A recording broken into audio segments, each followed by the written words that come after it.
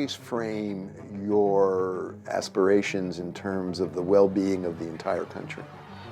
If you are in the street, you may be subject to arrest for disorderly conduct.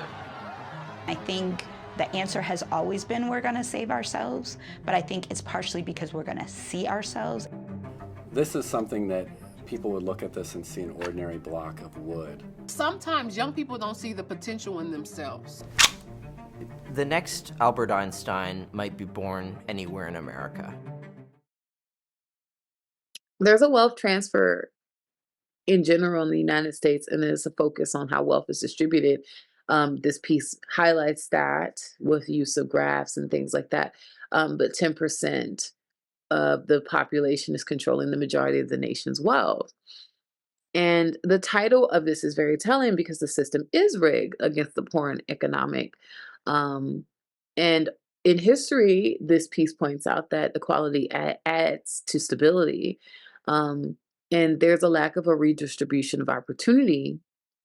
And they're giving the solution. The solution is to allow for opportunities that are balanced in our higher education system, allowing more people to have the opportunity to a higher education at an affordable rate. And when we see this in various countries where education is free, it works very well. And I enjoy seeing how many people spoke passionately about this topic and gave light on various solutions that could take place. And I love how this piece held the institutions accountable. It really felt like a solution-based piece. From systemic racism to capitalist climates, overcoming monopolies, to education systems and the disparities that exist within that.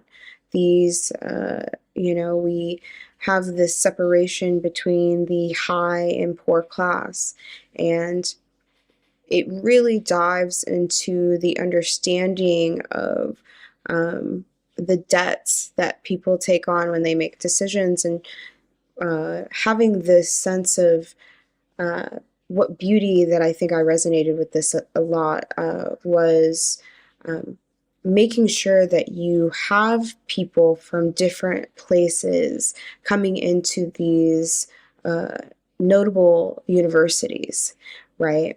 And Rigged kind of dives into the incidents of when the Department of Justice ended up catching high-class members basically paying their way for these kids to get opportunities when people of color from low-class societies who do the work, who work hard, basically miss out on the opportunity to have a higher potential because of the underlying notion of money and not having it.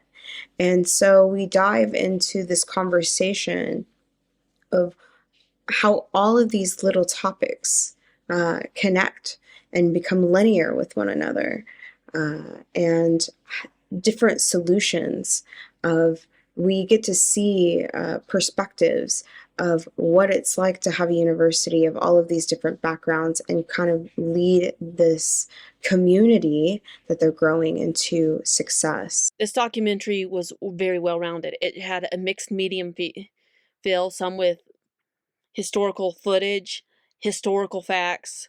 It put in social issues, such as it did touch on race, but they didn't make the race inequality the main focus of it.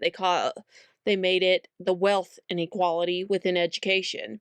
And I think there's so many things you could talk about our rigged system within things outside of education, but focusing on this made it well-rounded. And it really is showing that the opportunities are fading. And they are doing what a lot of us have felt is the wealth inequality, where they're kind of afraid to give other people opportunities to move up. It's going against it. And like they said, through the historical knowledge, you can see that eventually it's going to reach a breaking point. And they've shown throughout history where that has always happened, and how there are people working now to try and maybe stop an uprising by trying to fix the inequality issues. I don't know if it's possible. It's optimistic.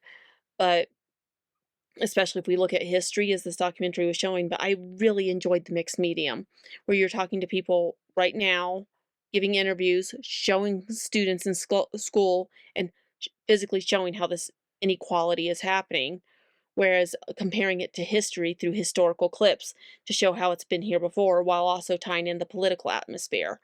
It was really well-rounded and very educational. The statistics that they offered were shocking. I knew that most people who go to college had some sort of money, but I had no idea that it was 90% of college graduates being being above the median income. That's crazy. And they're absolutely right. An education system that favors wealth is systematically racist. They really help to show why that is.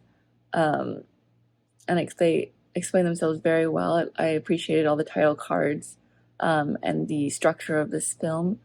And I appreciated how they talked about